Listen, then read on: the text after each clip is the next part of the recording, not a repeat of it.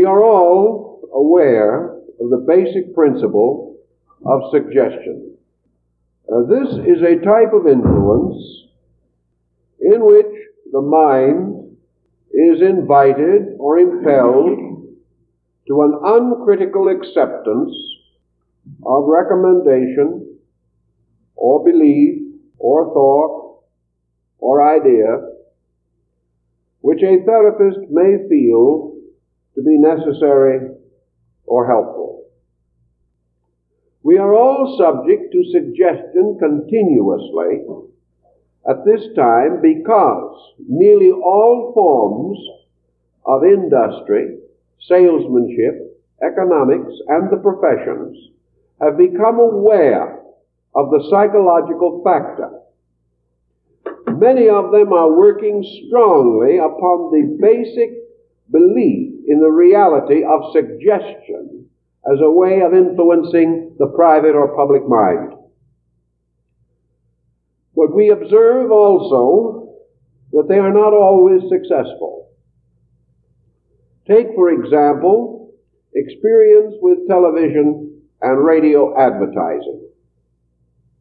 There can be no doubt that the frequent repetition of certain advertising does promote sales. This cannot be denied. The facts are available. It is also, however, not to be denied that when an advertiser ceases to advertise for even a short time, his sales fall off. It means, therefore, that suggestion is not held as retentively in the mind as we might at first suppose. The first conclusion would be that it is submerged by the continuance of other suggestions. If a company advertising coffee ceases to advertise, other advertisers of coffee gain a peculiar advantage. They begin to have their suggestion enter into the mind of the viewer or listener, and he in turn comes to buy that coffee most immediately advertised. Another point, however, should also be borne in mind. If advertising becomes too objectionable, if it is too continuous and too blatant, if its pretensions are too unreasonable, or its advertising is in poor taste, it may result in a revulsion mechanism, and the presumed purchaser may buy almost any other product because he is angry or rebellious against having his mind over-influenced. This we observe quite frequently now, and probably will see more of in the not-too-distant future. Thus, broadly speaking, we have 2 points demonstrated by modern usage. First, the suggestion very rapidly ceases unless it is repeated, and that this repetition, if continued for 10 years, will not ensure that the purchaser will buy the product in the 11th year. The pressure of the suggestion, therefore, is tied to its immediacy. And if this ceases, the suggestion loses authority.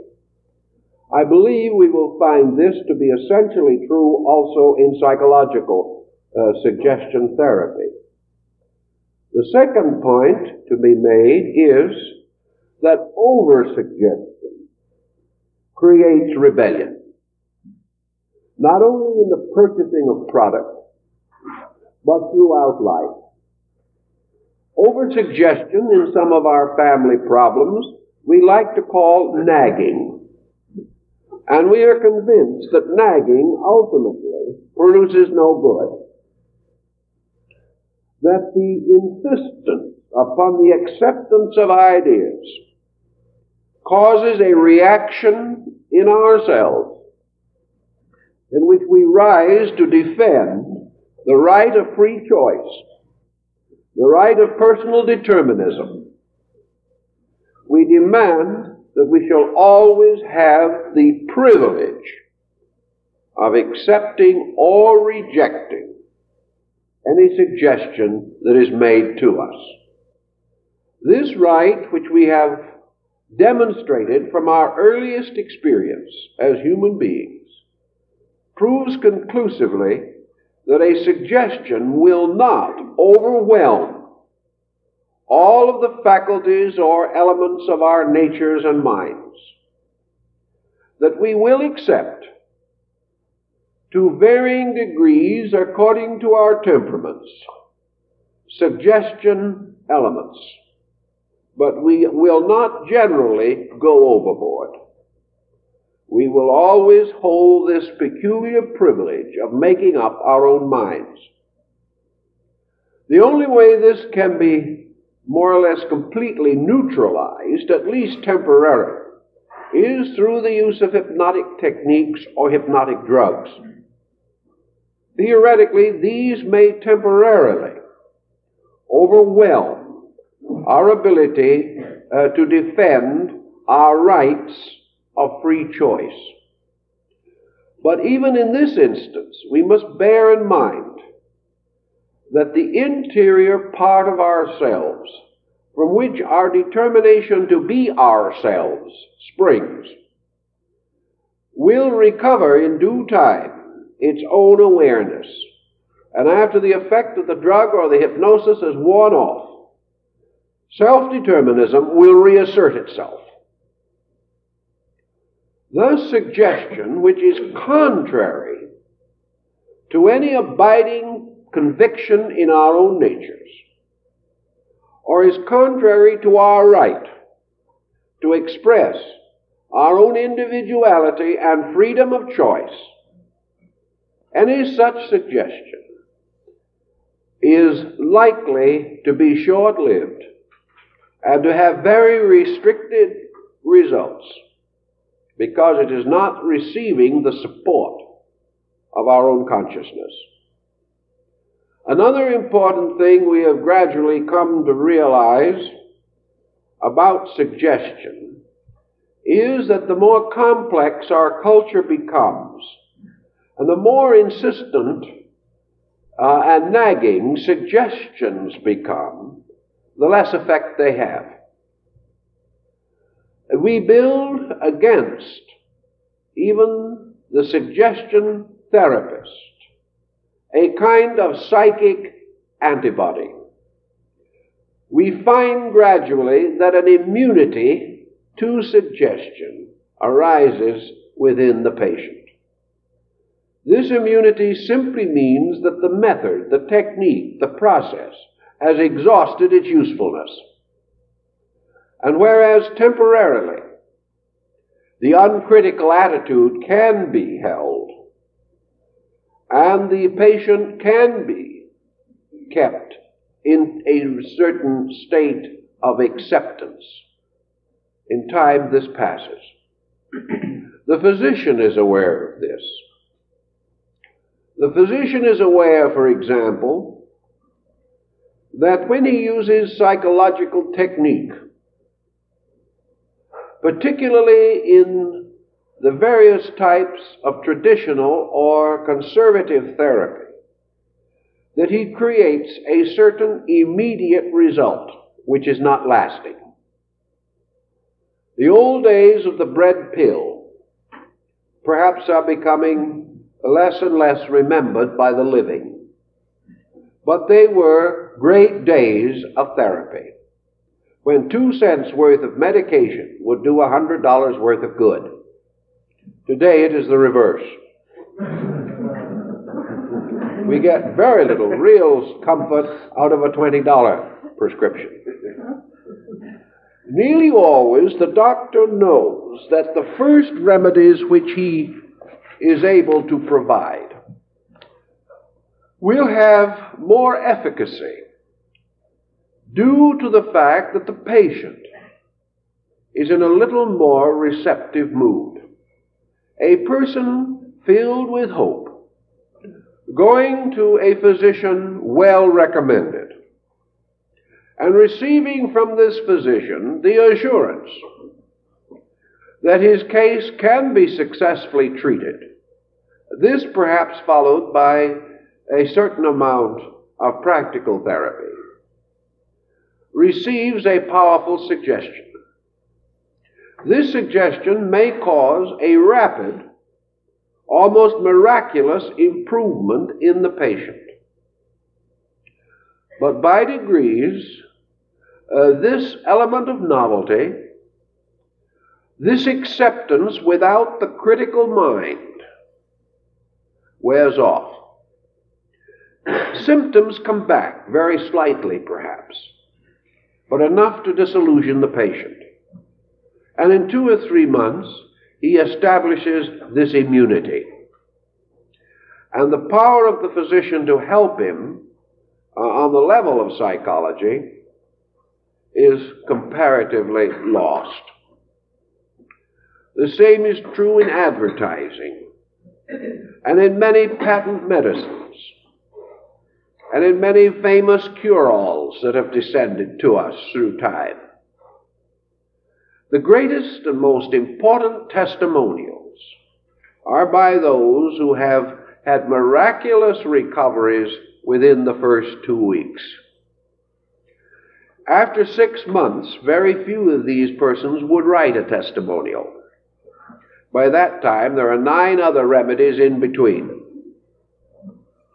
But just as surely as we can have all the symptoms described on the bottle by a certain negative suggestion, we also can in time find that these symptoms return.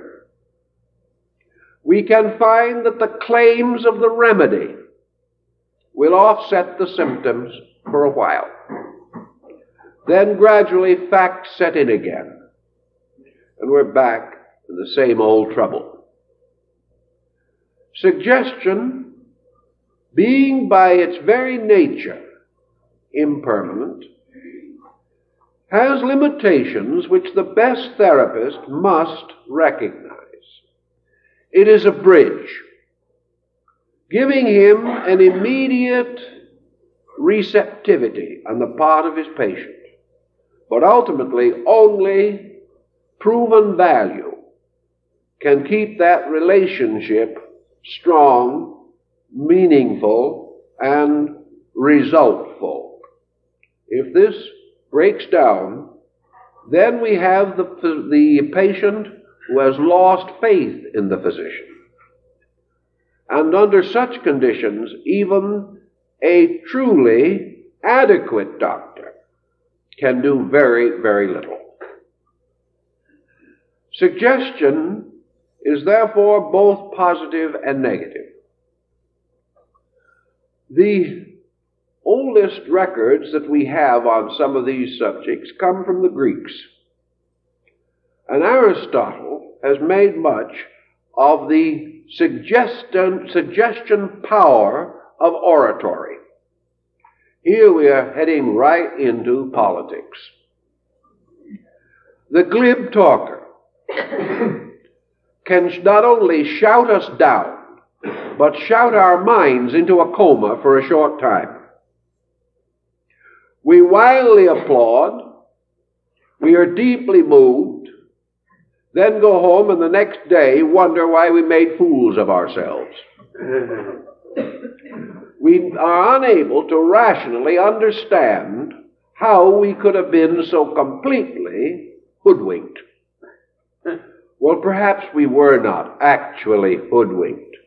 What we really mean was, how could we be so influenced away from our normal attitudes on these things? Perhaps our attitudes were wrong in the beginning, but by the next day, our wrong attitude is back in control of the situation. We have been overwhelmed, forced into an uncritical relationship with another person by their bombast, by their beautiful wording, by the force of their personalities, and by the common applause of other people like ourselves, all under a common glamour. All this constitutes a powerful suggestion pattern. In the field of our sciences, suggestion occupies another interesting relationship. Suggestion comes to us frequently through books. It comes to us also in prevailing modes of thought and therapy.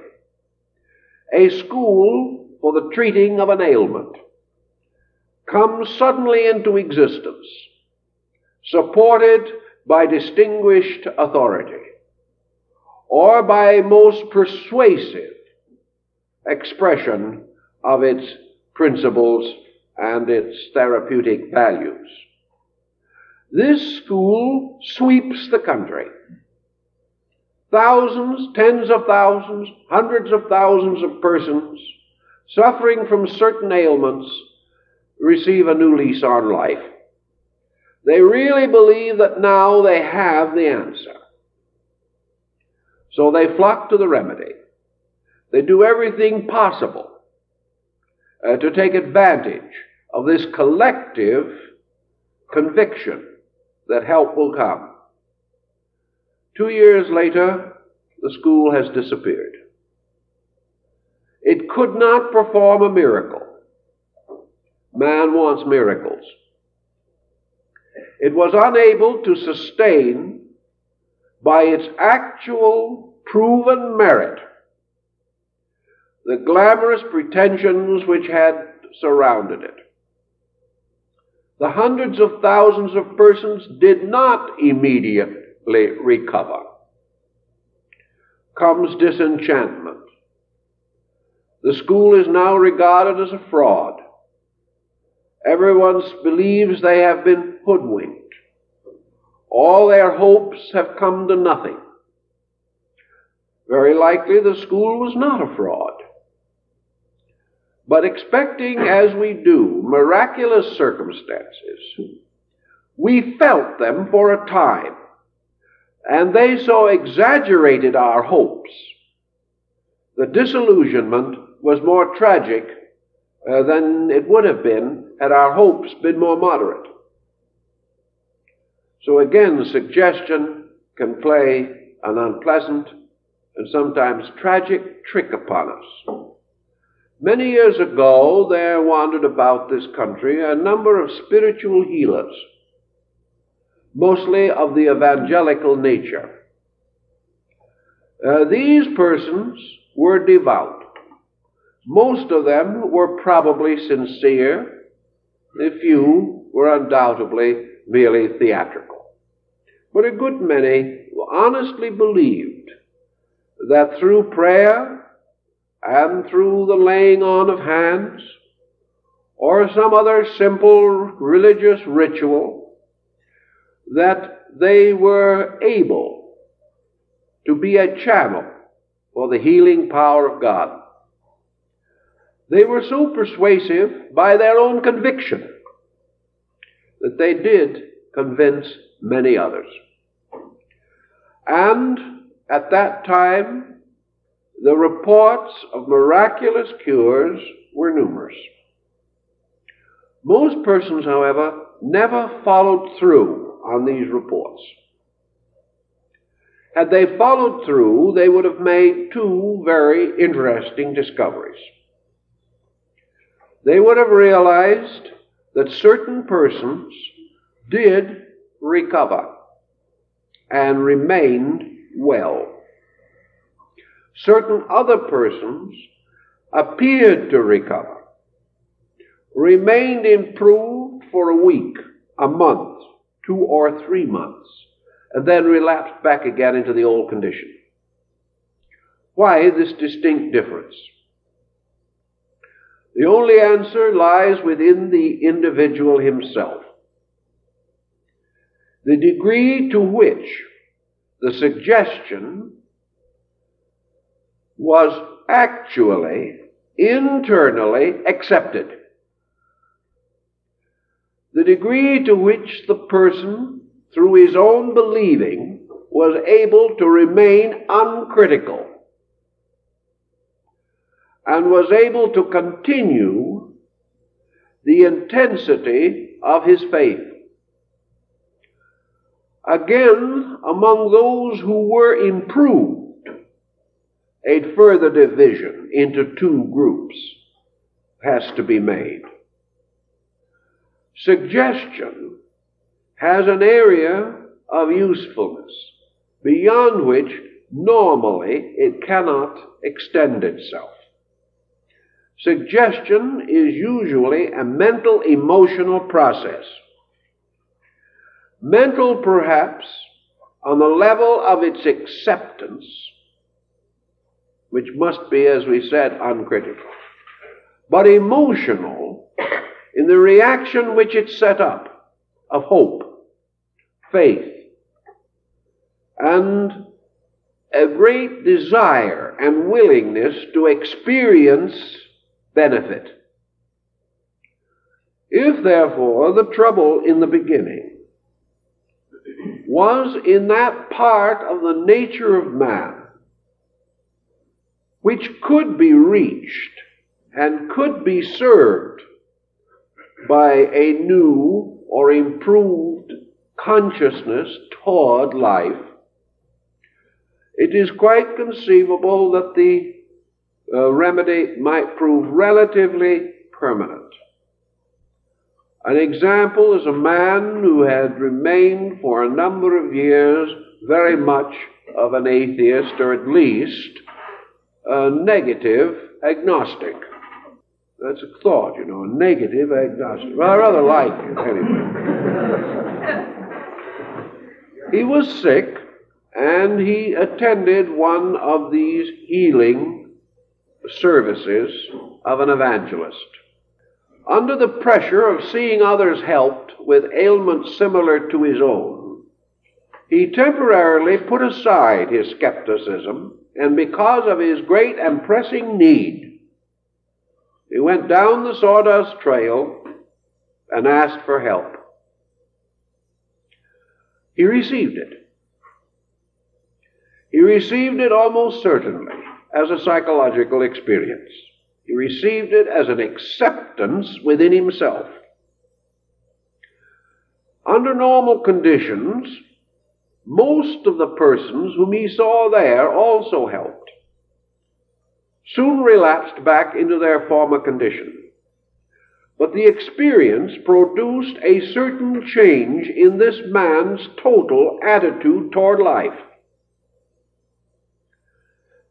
From the miracle of the moment, from the fact that he instantly experienced good, he was transformed almost immediately into a believer. His skepticism, his agnosticism, his cynical attitude toward religion was wonderfully dissipated by this experience through which he passed. He remained from that time on to the end of his life a devout person, deeply conscious of the power of religion in the life of man. Because of this, his symptoms did not return. He had changed not merely as the result of an immediate suggestion, but by means of the help offered by a suggestion. He was able to make a marked and important decision affecting his total consciousness. Under such conditions, the suggestion was the bridge which led him to a far more complete recovery. Such is the same problem at Lourdes or Saint-Anne-de-Beaupré or any of the great healing shrines of the Christian and non-Christian worlds. For in both spheres, spiritual healing is by no means an unusual phenomenon. Thus we have in suggestion a present help, and it takes on many of the aspects of ordinary medication. It is an optimistic physician indeed who affirms that his treatment cures the disease. Usually he is content if he can bring the body into a better state or a better condition to assert its own rules of health over the ailment. If, therefore, the physician can be an honest secretary of nature, if he can assist nature, he is content. Suggestion can also assist nature, but not if in its substance or essence it is contrary to nature. Suggestion then goes on into many fields of relative importance from a psychological standpoint, but we must cope with a number of these fields as we proceed to try to understand them better. A suggestion made by a person whom we do not respect will seldom have much influence. We must have some openness, and there are two ways in which openness comes. One, by respecting the source of the information, and the other is respecting the information itself. The power of Adolf Hitler to sway the German people was not, I think, because Germany universally respected or admired the man. Certainly that would be practically impossible, particularly for a country which had achieved the intellectual scientific level which Germany had attained. But Adolf Hitler was saying things that a great many Germans wanted to believe. And perhaps they did not want to believe them as excessively as he said them. But they certainly did realize or did accept that the things that he said conformed with their own feelings on a great many subjects. Let's take a homely example. If a very wise man comes and tells you that you are wrong, you may, through great respect for that man, be influenced or receive the suggestion to examine his remarks or even to accept his counsel. If a very foolish man comes and tells you that you are right, that man almost immediately rises in your estimation. You come to the conclusion that regardless of where he got the information, he is inspired. Thus we may react with openness of consciousness to the authority of the great or to good news, information which we desire to receive, which will support our prejudice or will give comfort to our opinion or will add something to our estimation of our own stature. In these ways, suggestions move in upon us and become powerful influences sometimes, even tragic ones, in the continuance of our affairs. History and experience tells us, however, that it is not common for us to find a person sufficiently, completely noble, completely acceptable, that we will remain indefinitely uncritical to his advice or to his recommendations.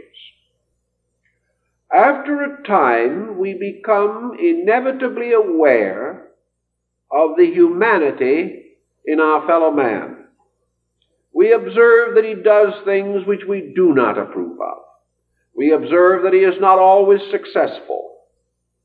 And we begin to suspect that we are under glamour, that this person's advice may not be as good as at first we believed it to be. And as our faith in the person is diminished, the usefulness of the faith in our lives crumbles and falls. From a very ancient time, therefore, powerful advice, suitable to change the course of life, to change the history of nations, to provide the most powerful inducements to the modification of character, such advice had to have an authority. And this authority came ultimately to be vested not in man, but in God. The only being that we could not sufficiently fathom to unveil, the only power so great that it could not crumble before the onsets of time and change, the only strength so absolute that it could not be exhausted or fatigued by occurrences, was the divine strength itself. Also, God was about the only concept of a being which could be all-knowing, not only about life and the world, but also about us. God was the only principle, energy, power, or form of consciousness that we could not deceive, or which could be sufficiently perfect so that its advice would be infallible. Thus, from the earliest time, religion has exercised the strongest collective suggestion power on man. And this suggestion, most of it now embodied within sacred books, remains for most persons a source of leadership, of guidance or direction, which they can accept uncritically. In fact, religion at a reasonably early date wrote criticism out of itself. And for thousands of years, religions taught their followers not to question. Because if they questioned, the magic of believing fell apart. Today we have people who sort of ridicule this. They say, let's ask some very pointed questions and ask them now. Let's get this all straightened out. So they ask the questions. They break the mysterious little magic pattern that faith set up in the remote past. They discover, after they have asked questions and debated, largely with themselves in the name of God, that they are not struck dead with a thunderbolt, that God does not avenge himself upon anyone who asks questions. So they go blissfully on their way, feeling that they have unveiled the infinite. But deity has had its own quiet revenge in its own quiet way. These persons have lost the strength of believing. Something has been taken out of them. A virtue has passed from them. And as a result of that, they are rewarded for their critical attitude by a whole group of psychological plagues, which have arisen simply from the individual no longer having a non-critical relationship with life. He is much more interested now in proving that his own thoughts are right. So he has his own thoughts. He proves them to his own satisfaction, and perhaps the satisfaction of some other people. And then he gets sick immediately and goes to a psychologist. He has paid a very great price for a very little ego satisfaction. In addition to these great suggestions that have thundered from the Mount of Sinai, that have been found in the Sermon on the Mount, or set forth in the Tripitakas of Buddha, in addition to these tremendous suggestions that remain apart from life, often in conflict with our everyday experience, yet still too strong for us to resist internally, we have, in addition, the early records of certain sanctified persons, prophets, messiahs, teachers come from God. In the course of time, the human limitations or imperfections of these teachers have been forgotten. We no longer remembered the simple, ordinary circumstances that must have played a large part in the lives of these teachers. We remember them only as haloed, mysterious God-men, whose words also ring down through time, for they spoke with the authority of God. And those were the days when the judges judged in Israel. And those were the days when the early Christian mystics communed with the apostles and the disciples and set up the foundations of their faith. It is very difficult for us to be uncritical with the simple, ordinary facts of life. But it is also very difficult for us to be rationally critical of a miracle. Between us and these persons are centuries of silence. We no longer know them, or their descendants, or the descendants of these descendants. They remain only in the elaborate tapestry of our own subconscious devisements. We create images of them.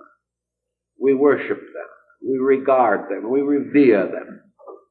We hold them as something apart. And when we read their words, or hear others read their words, we achieve a state of uncritical acceptance.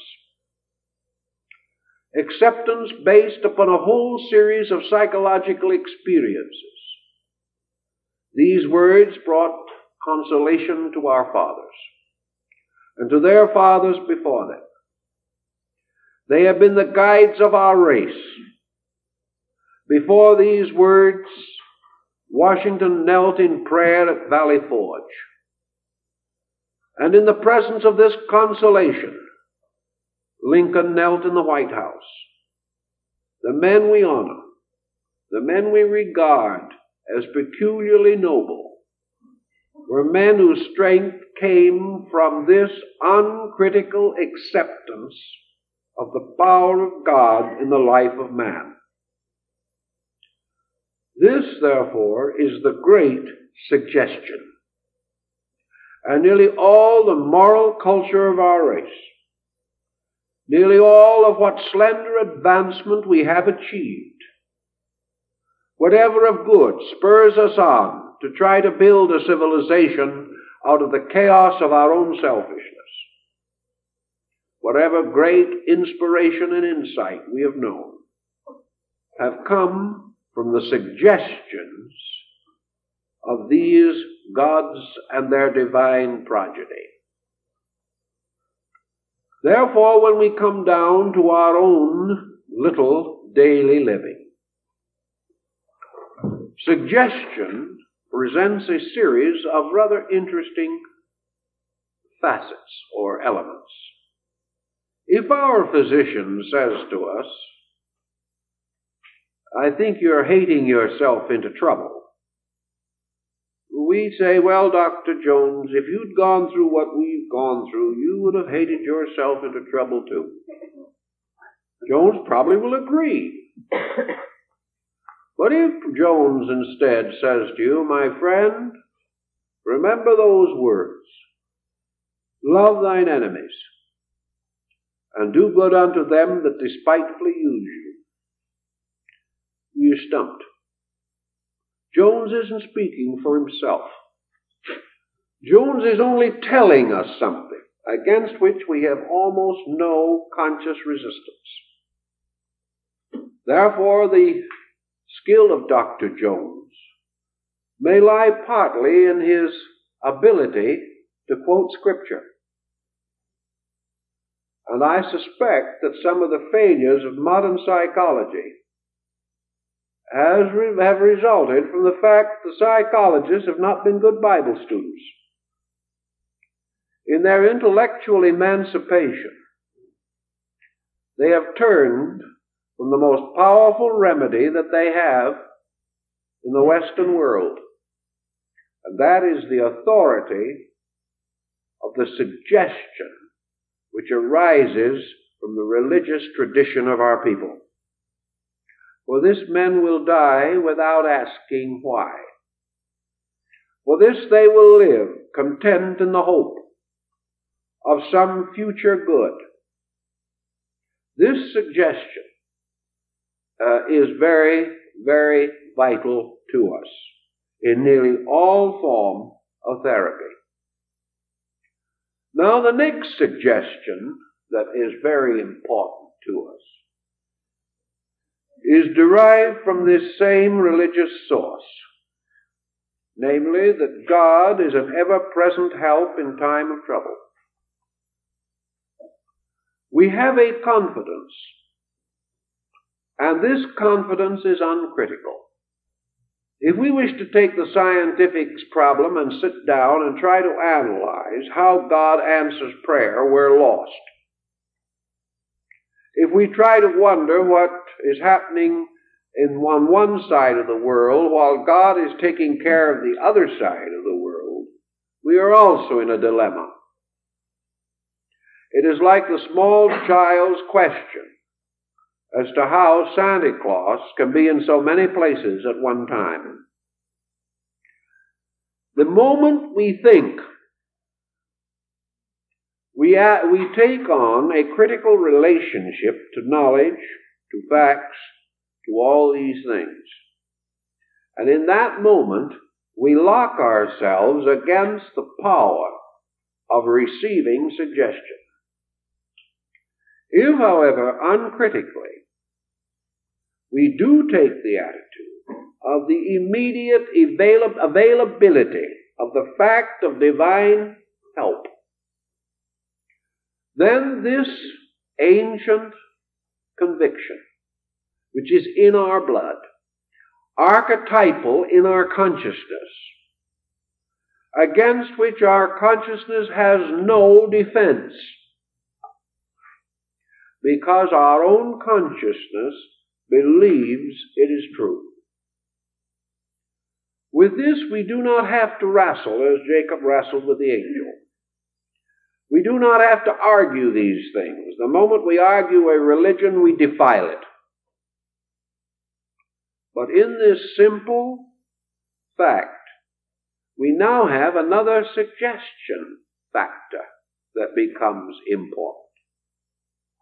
If this suggestion is accompanied by some element or some factor which involves God or involves religion, its effectiveness, or its intensity at least, is magnified 100-fold.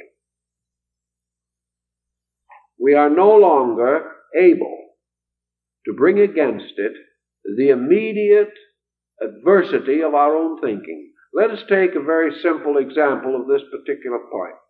An individual has lived for a long time under the attitude that there is no justice in the world. Many people develop that gem of thinking as they proceed through the years. It rises from such convictions as the observation that nearly every wrong person is well treated, and that no matter how hard we labor, we are never rewarded. Nurse this for a while, and we have a nice, solid, negative fixation. So we take the attitude there is no justice in the world. A lawyer, a legislator, or a judge might be able to give us a considerable amount of intellectual insight and show that while there are mistakes, that the general trend of man is to try to be just. So we're still miserable. We may go to a psychologist who points out to us all the defects in our own reason, or perhaps allows us to unveil our souls and dump upon him and the whole environment all of these negative instincts which we have been nursing so long. He believes that if we can exhaust ourselves completely, if we can talk about the injustice of the universe until we're tired of hearing it ourselves, that maybe we'll change our conversation. This sometimes happens. But by the time we leave the doctor's office, we get his bill, and then we do not believe in the justice of the universe all over again. Actually, we have no real argument to prove that right must win. We see evidence of it. We observe how tyrants and despots nearly always come to a sorry end. We have moral instruction to that point, but we can say that we are descended from a group of fuddy-duddies as far as that is concerned.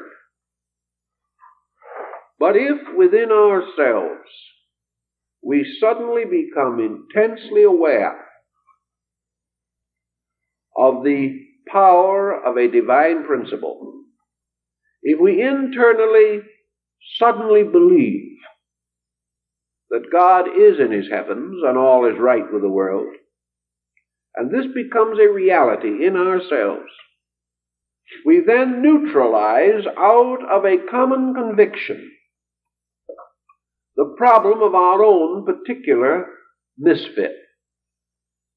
We begin to sense that the trouble is not in the universe, but in ourselves. And then, as we must instinctively defend God if we are a believer, we can no longer assume that deity is unable to prevent evil or unminded to do so. We begin to have to argue with ourselves about this. And no matter how we argue, instinct forces us to let God win.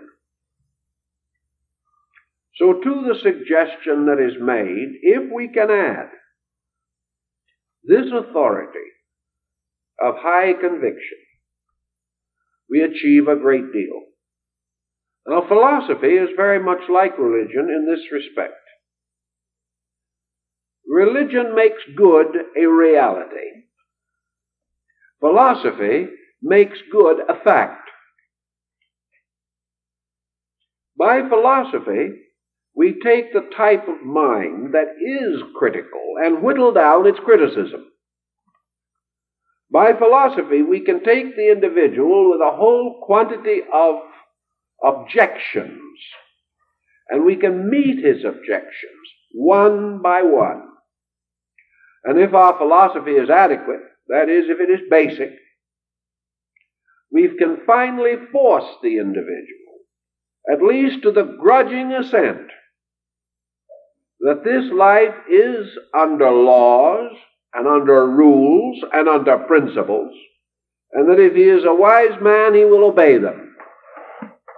This suggestion, supported therefore by philosophical insight, may be almost as strong as religion. But it lacks the one thing that religion has, and that is the warmth of a vital participation in believing.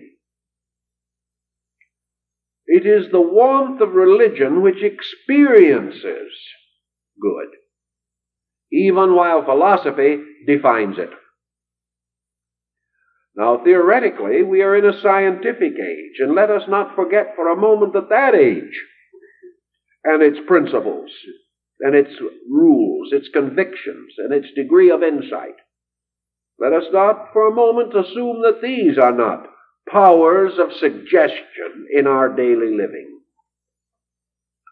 Ultimately, science undoubtedly will have to bestow powerful, positive suggestion upon the mind of man in order to prevent man from utterly befuddling himself with scientific knowledge.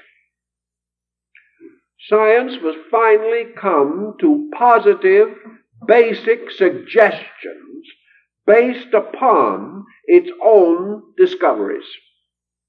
And these suggestions must be therapeutically sound, or they will destroy man. Science perhaps can suggest to the outer part of man what religion and philosophy can convey to his inner life.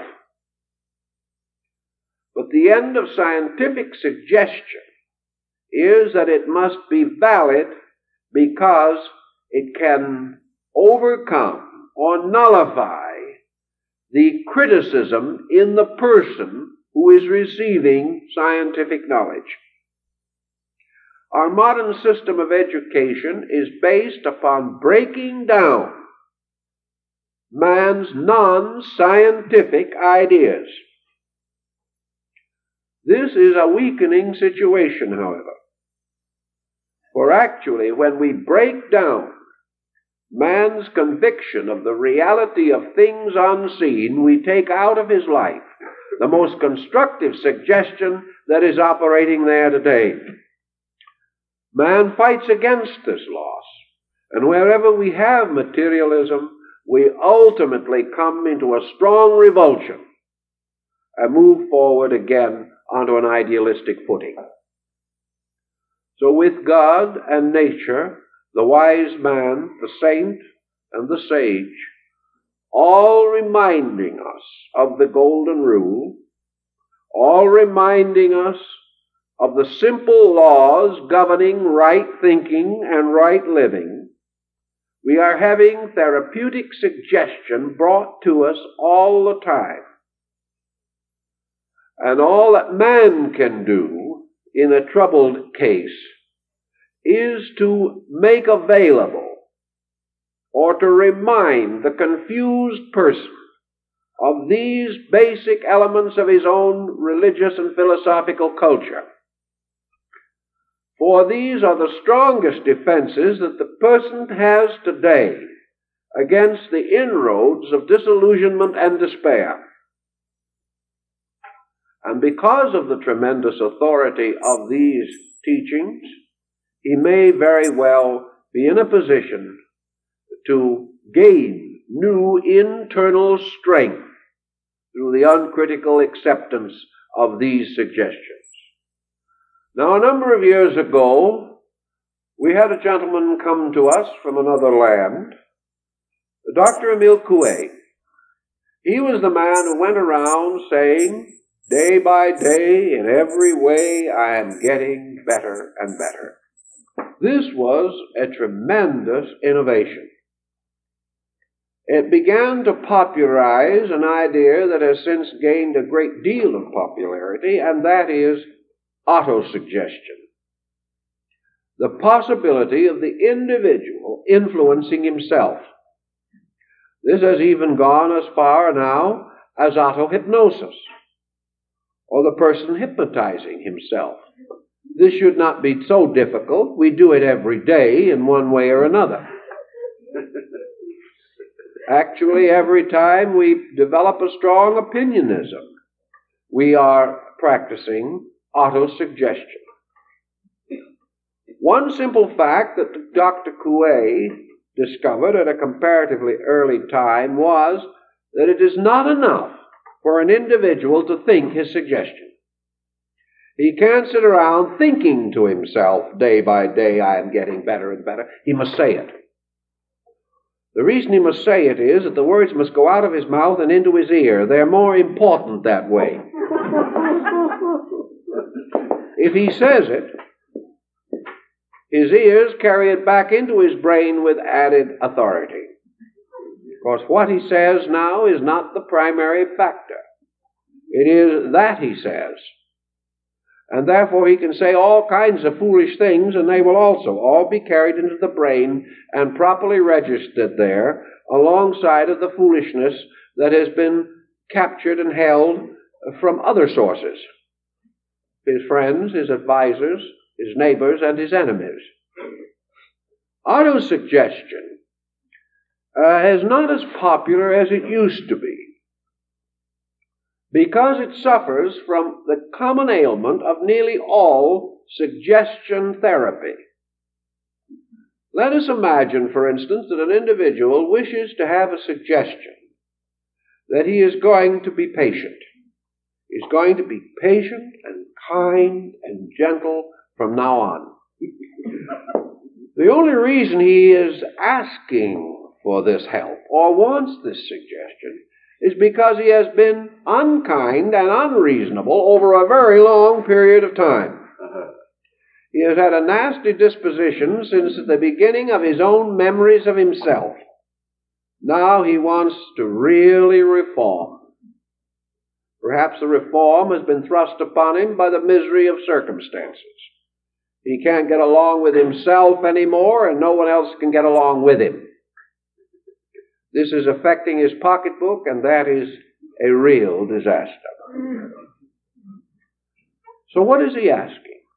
He is asking that a therapist of some kind shall give him a formula, bring him into the office, give him a little psychological brushing every couple of days, send him on his way with new conviction that he can be master of his own destiny and he can be a lovable, noble person if he so desires, and keeps on repeating to himself that he not only can be, but that he is.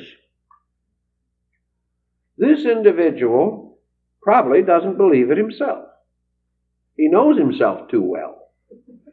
So his suggestion falls upon sterile ground. Furthermore, he spends 5 minutes every morning and 5 minutes every evening making this noble, platitudinous remark about himself to himself. And the rest of the day is as cussed as ever. The timing factor here is a little difficult. Nature operates more or less honorably. If you want to take $1 out of the bank, you must put $1 in.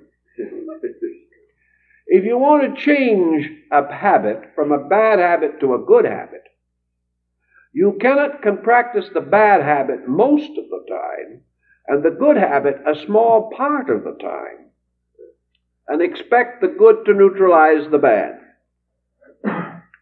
You cannot repeat 50 times in rapid succession that you are getting better and better, and for the rest of your waking hours continue to get worse and worse. The suggestion is not as strong as the habit, is the point that we're trying to subtly convey. Actually, the only way that you can win a battle of this kind is to have the two armies of approximately equal strength. That may end in a draw. But you cannot overcome the habits of a lifetime or the intensities of the daily repetitions of these habits now by a few well-curled or turned phrases. You may gain a certain result, but it cannot achieve too much because there is too much negative static involved in the situation.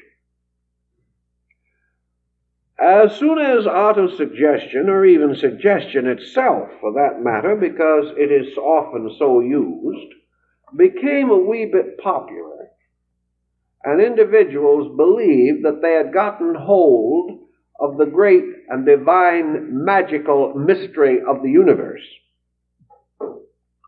they also attempted to use this suggestion concept in a variety of ways for which it was never intended. The individual began to believe that he could mentalize himself, not only out of misery into health, but out of poverty into prosperity.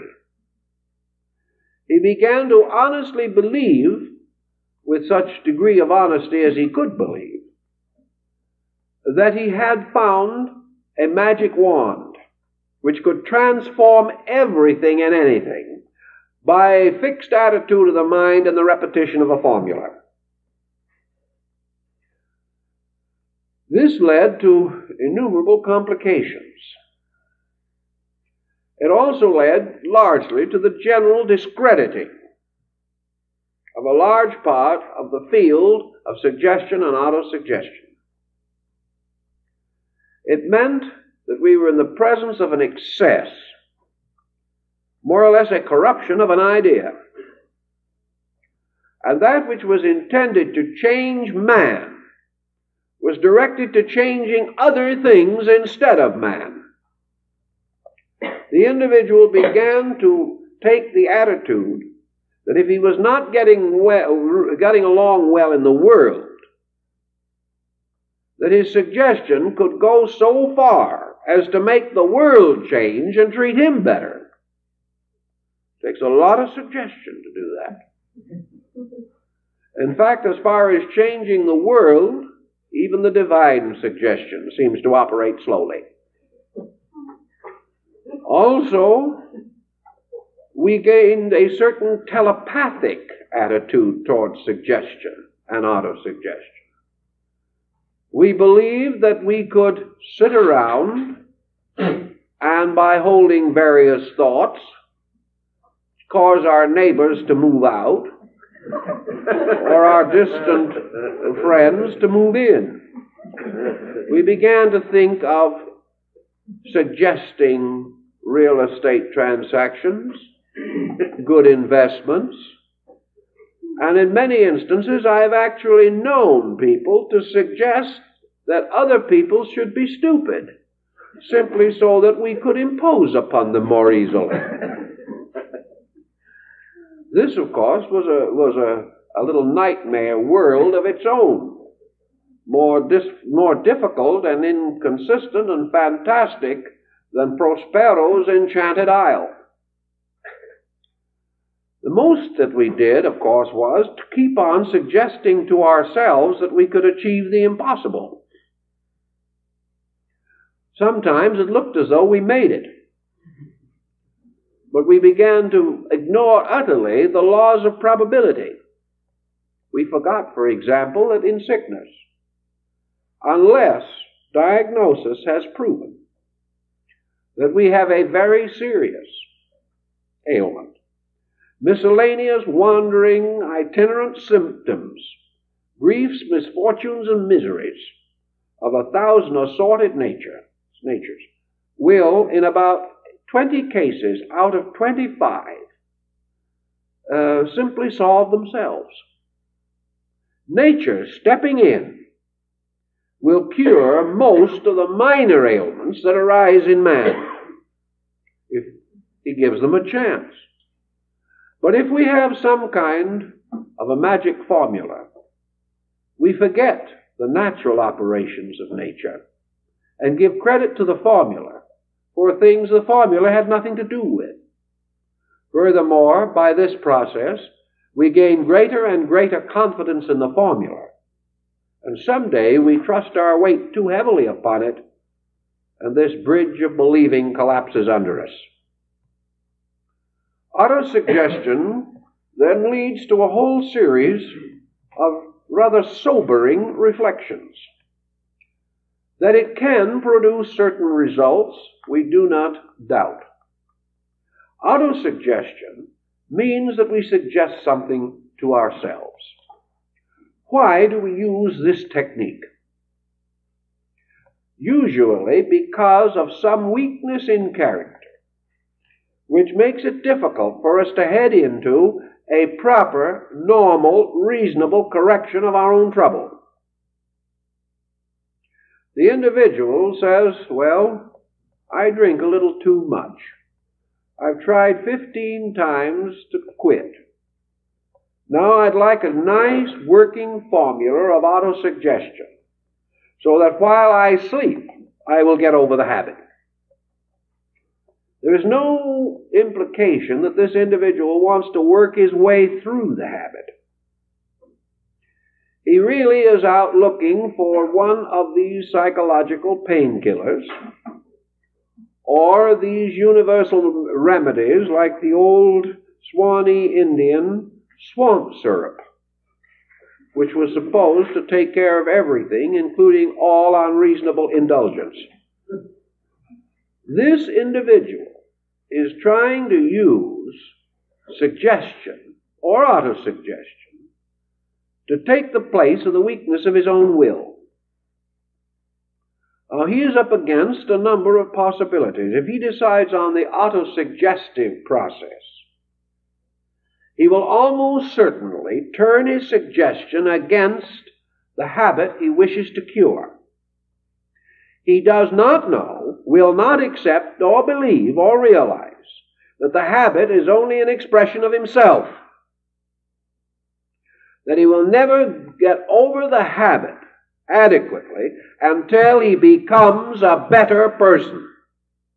And that's the one thing he doesn't want to do, because that recommends or suggests hard work. The only way we can get out of weakness, negativity, or inadequacy is to outgrow these things. So what we really need is growth. We need to become the kinds of persons who will not make the silly mistakes we are now trying to get out of by autosuggestion. It is true that we can, by suggestion means, anesthetize an arm so that you will not feel any pain in it while surgery is performed. We can, for 48 hours or 72 hours, block the alcoholic desire. If you want to come to an approved therapist often enough, you can block it for several months. But this is not recovery, any more than an aspirin cures some kind of a pain in the body. You can take certain painkillers and temporarily get relief from a toothache. But the only solution is finally to either have the cavity filled or the tooth pulled. In suggestion, we have an emergency instrument that can be and often is exceedingly useful. But it is never a solution nor a substitute for the correction of the situation itself. The only point where there is an exception to this rule is where the area of suggestion is exactly in the area of the problem. For instance, it is easier to help by suggestion a person who is involved in some complex or other situation for which the suggestion is the sole and total remedy.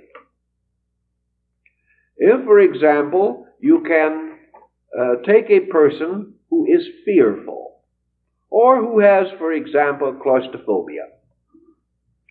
You take this person and you give him a powerful suggestion, or you help him to formulate an autosuggestion that he can enter into a room, a small, dark room, and close the door and not be afraid. You probably can give him sufficient self-confidence, or by the magic of autosuggestion, he can imagine himself into having a degree of confidence that he always possessed and didn't know it. He goes in, closes the door. After a little while, he comes out radiant. The problem is solved. And the chances are, as far as he is concerned, the problem is solved. He now knows that he can go into that room. He has done it. That was all the remedy that was required, was to experience that the room was not terrible or terrifying. Once having gained that experience, the matter is closed. Except what caused the claustrophobia. You've gotten rid of the symptoms. 6 months later, this individual may develop some other symptom. He may suddenly become a rank, uncontrolled worrier. He might develop a temporary or even growing loss of hearing. He may become accident prone and start falling over his own shadow.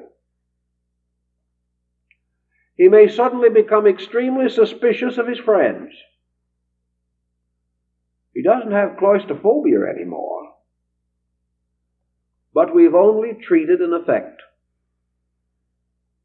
The cause still remains.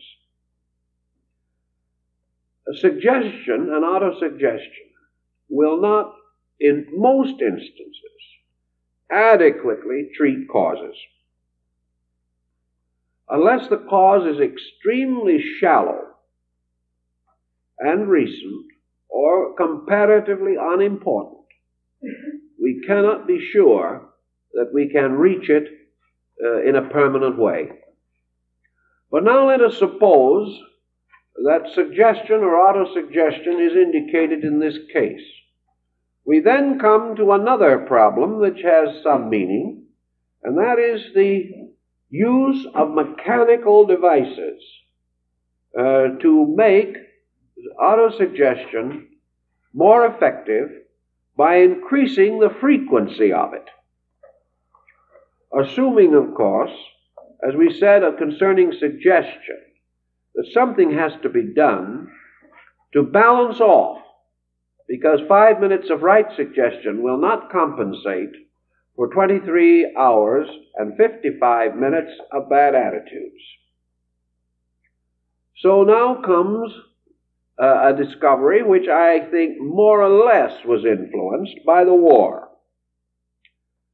We found it rather important to suddenly train men in language. We needed very quickly a number of linguists, and if there's one department of American education that is weak, it is the languages. We live in such a large country that we do not need languages, as many foreign countries do. All we need is a solid vocabulary and a reasonable amount of slang. We can then become mutually understood. But suddenly we found that we needed several thousand persons who could speak Japanese, or Korean, or Russian, or perhaps Finnish, or the language of the Laplanders. We didn't have any such people. And the few that might have had such knowledge might not be in an age bracket suitable for military use. So to train men in language, we hit upon the device of using recordings. recordings not merely as to be studied in the normal way of a half hour of listening, but recordings to be played almost continuously. Recordings in which pronunciation, the forms of the words, the sequences, the enunciation, the emphases, and so forth of a language, the meanings of these words, the grammar, and every factor of it was continuously and repeatedly conveyed to us, day and night. As a result of this type of instruction, men learned languages with considerable fluency in 6 months, far more than they could have learned in any other way. This led to the inevitable belief that during periods of other occupation, or even during periods of sleep, suggestion can be continuously poured in upon us for the purpose of creating a more or less complete compensation for the counteractions of our own personalities and temperaments. This worked out in a number of instances rather well, temporarily. But it did not work over a long period of time. Actually, this suggestion, moving in upon the person, did not have the validity in his own experience. He was asked to accept suggestions that could be used in the case of language, because all it had to do was reach his memory and the retentive areas. And the suggestion can be held in that way. But there's a great deal of difference between remembering and being moved. We all remember the words of Jesus, but we don't live them. It is perfectly possible to have in our memory all kinds of constructive insight and understanding. But to move this from memory into action, or to change it from merely being on file and get it into use, this is different and not nearly so easy to accomplish. Thus, a noble suggestion or autosuggestion brought into our attention may temporarily cause us to obey it, as we would under hypnosis. But we cannot be at all overly confident that this suggestion will become a dynamic, changing the individual factually and actually. In defense of what I am saying, I would like to mention that I have known personally a great number of individuals who have taken long and difficult courses in autosuggestion. They have worked with it. They have tried every known means. They have used mechanical devices to repeat the suggestion day or night. The suggestion itself was in many instances luminous, transcendent, magnificent. But after several years of it, the individuals who practiced it are not luminous, nor are they transcendent. They have gained perhaps certain mechanical help. They may have been able to get over a bad spot. But I have not been able to convince myself that an individual with a nasty temper could subject themselves to any type of autosuggestion for 5 years and come out with an angelic disposition. I have not seen it. I would love to see it. I don't care how they got the disposition, I just love to see the disposition. But it just does not seem to happen. But this I will say, these people come out of it believing that they have an angelic disposition. But it's not quite the same thing. We get pointers on that from their friends and relatives. We know people who have convinced themselves that through these processes they have strengthened intuition, become practically mystics. Actually, they have trodden upon the threshold of illumination. But when you try to work with them or live with them, they're the same old people you knew before. They believe, but they have converted the mind only. They have not actually altered the life processes. Now, autosuggestion, in order to alter life processes, has got to accomplish the same thing that we referred to before in connection with suggestion. Man has very little confidence in himself. He just knows himself too well. He has very little confidence in his own insight, his own wisdom, and less in his own strength. Unless he is an egotist, when he will not even seek self-improvement, he is weak. So he will create a suggestion, and he will repeat it. But even as he repeats it, he will not believe it. He may hope, but he remains in a state of peculiar breathless expectancy. The only way that he could finally convert himself is by a miracle. If he held some suggestion or autosuggestion for a few hours, and a miraculous event occurred, he might then have greater courage and might go on more industriously. But this is not the common pattern of things. And the miraculous events, if they do occur, are usually shown to be fortuitous circumstances. So we can't depend upon this. So the only problem that can help the individual who is all alone with his own suggestions is again magic, mystery. Actually, primitive man was all alone with his own suggestions. He gained a mysterious power to be greater than himself, or to outgrow his own limitations, or to transcend his own frailties by use of devices, of which the most common to descend to our remembrance is the fetish, or the talisman, or the amulet. Even today, persons in hazardous professions make use of these devices as a source of self-confidence.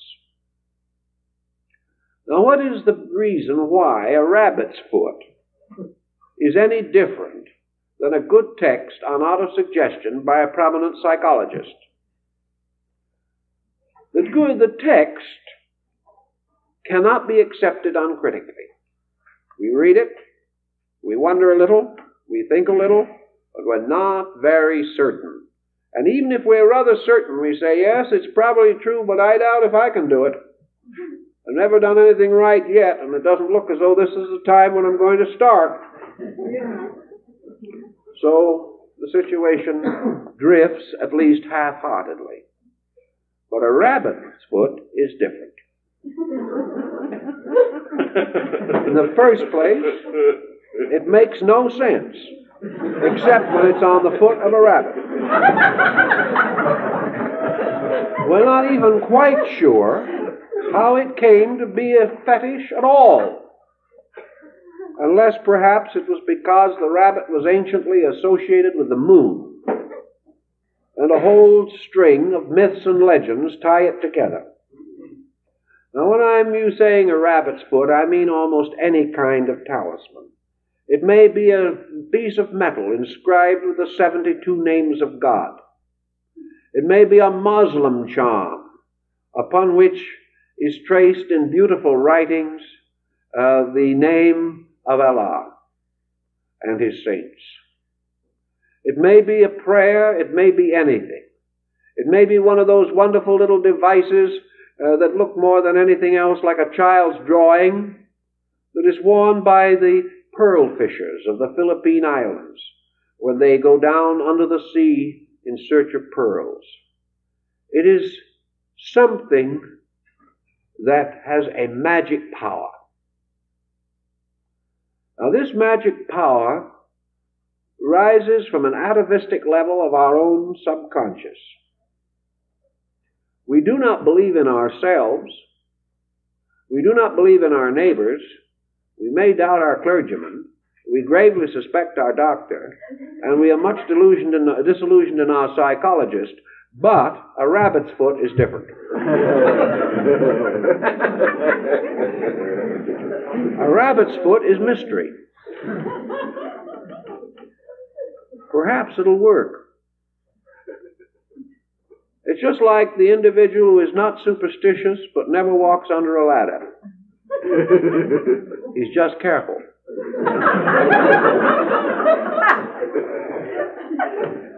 The moment you think about this, you realize that the rabbit's foot to the average person is a kind of demoralizing factor.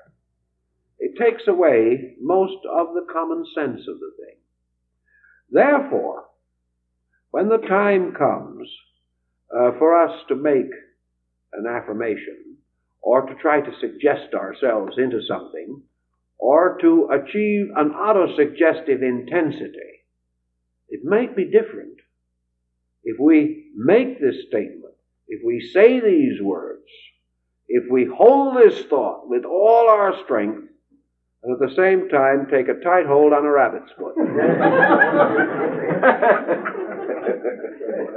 The Chinese say that if one religion is good, two are better.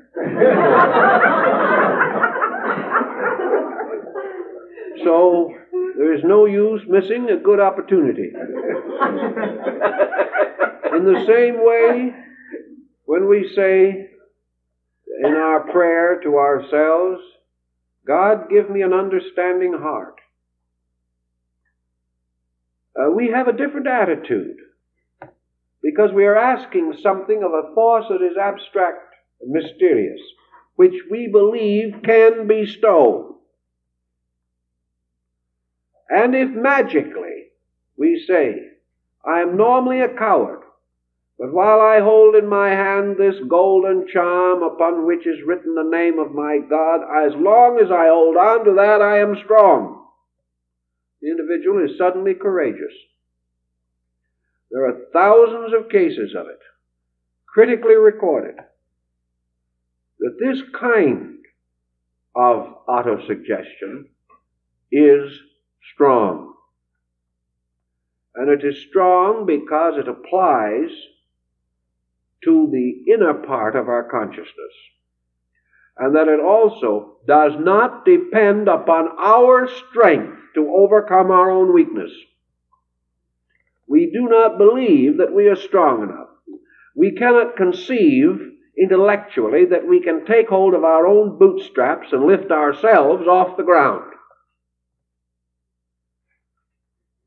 But if something else, some mysterious symbol of power, moves with us, then God and one constitutes a majority.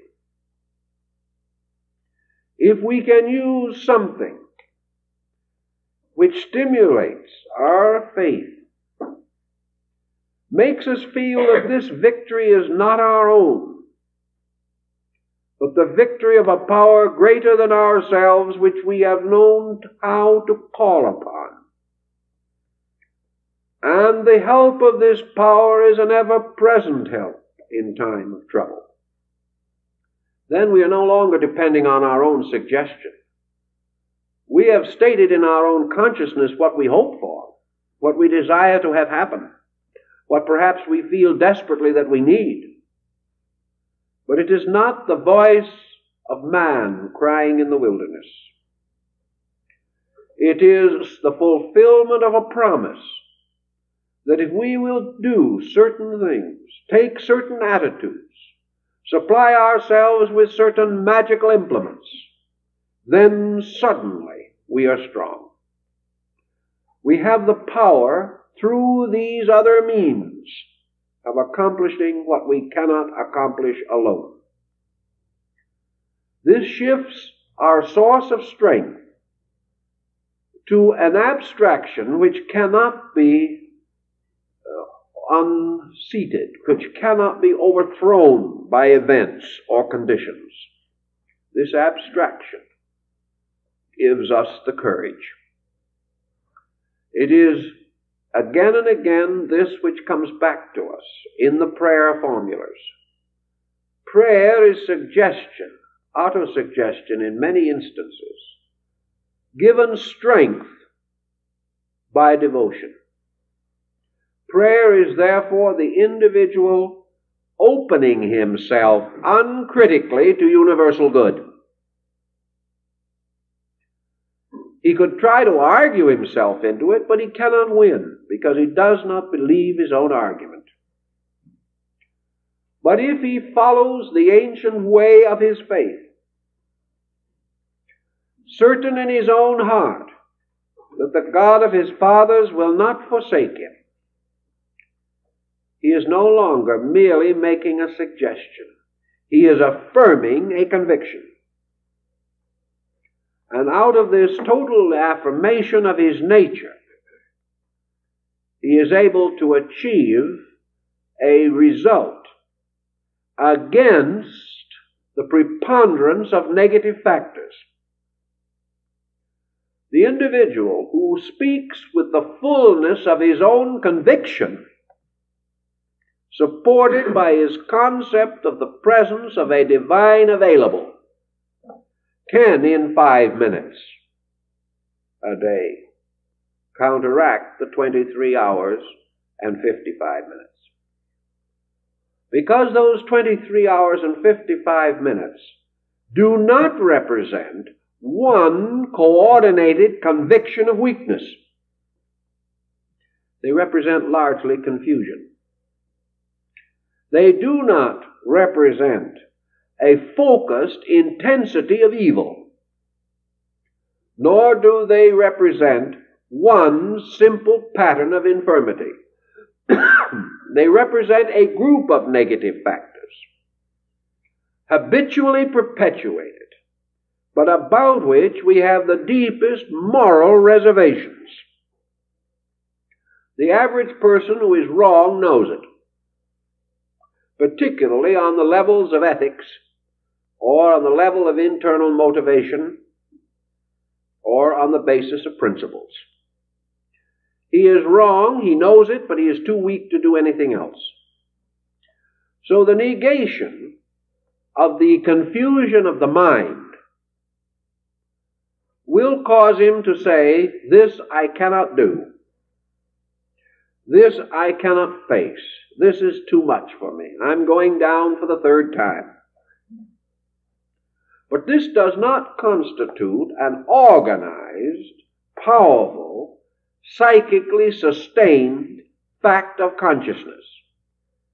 It represents dilemma, distress, disaster, but not a certitude of evil or a certainty of misery.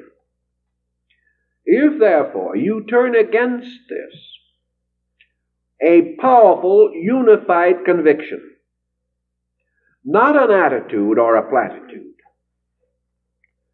but a need sustained by the recognition of the factor of divine intercession, the miracle, the fetish, the rabbit's foot.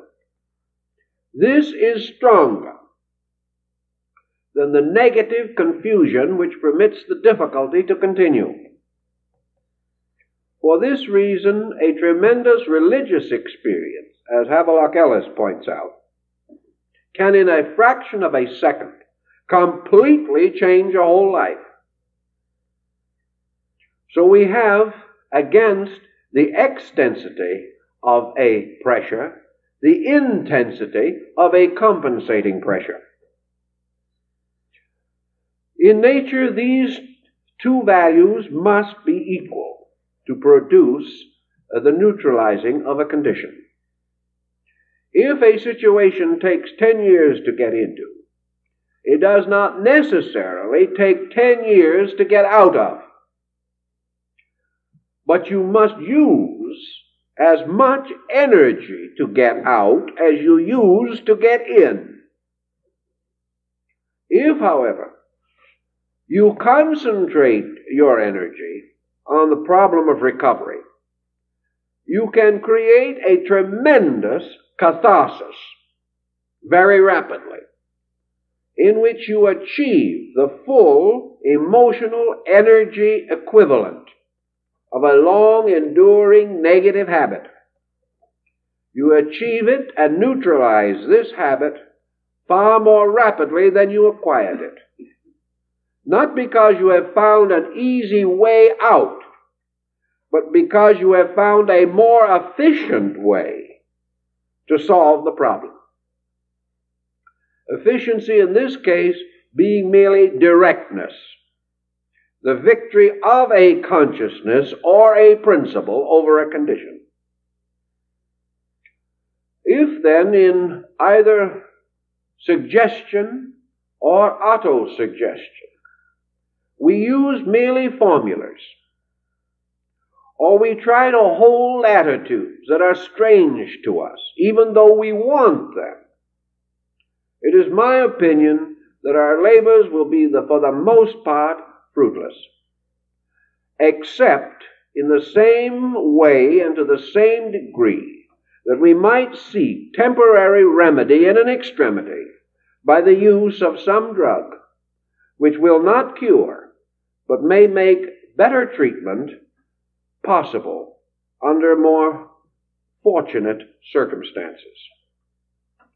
If, however, by suggestion and autosuggestion we mean the intensification of value by which we are capable of basically changing our own relationship with life, this means that we must have available an emotional quotient.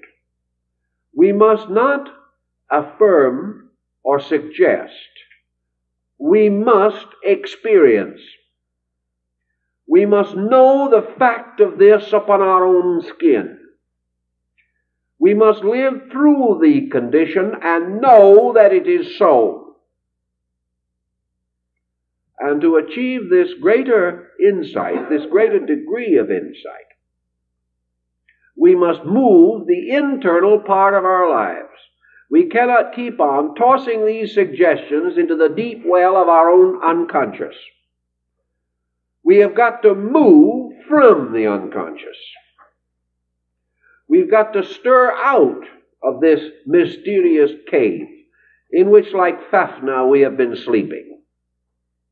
We have got to accept the challenge of internal change, the correction of a problem through the attainment of an insight which is superior to that problem. Because a problem only exists because our knowledge is inferior to our need. The platitude is not a substitute for knowledge, neither is an affirmation or a suggestion.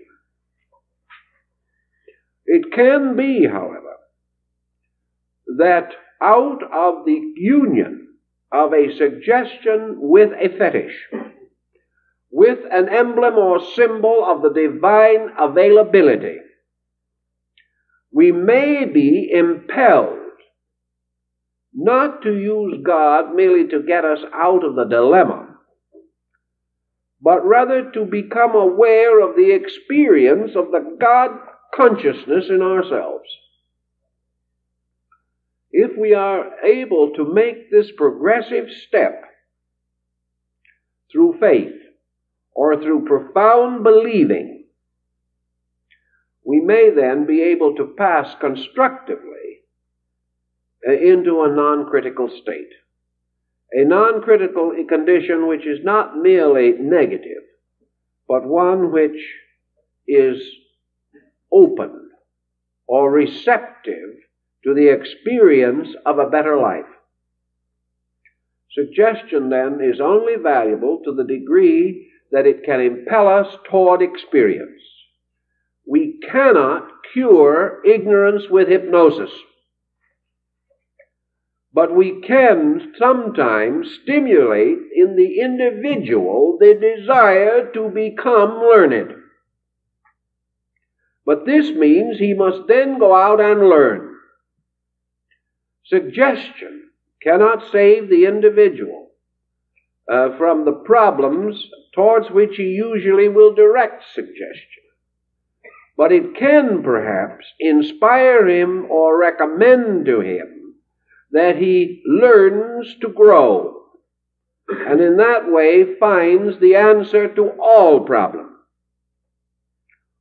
For this reason, we should be very wise, very careful in the decision of suggestion or autosuggestion. For it must always be a suggestion to become better, not merely a suggestion to evade or avoid, or a suggestion which might bring us something we do not feel like earning. All suggestion that is appropriate and proper is that which impels us to the adventure of the unfoldment of our own consciousness as the final solution to every problem that stems from ignorance. And all problems stem from ignorance. No problem rises from wisdom itself. And our search for the spiritual integrity to overcome the ignorance in ourselves is perhaps the one great prayer that should be with us constantly, and therefore that we should suggest to ourselves that day by day, in every way, we are more eager to grow. And that, well, wonderfully enough, will also take care of most of the aches and pains, because most of them arise simply from the individual in the presence of the invitation to grow and lacking the ability or the inclination to accept the invitation. So if we do not know what to do, hold that rabbit's foot tight, close your eyes, and dive into an experience, learning from it all that you can. Seek not to avoid or evade, but rather to overcome all uncertainty by the certainty of personal awareness through experience of the values and principles governing human life. If you take care of this properly, I think you'll do fairly well. And our time is up, so we'll start again next week.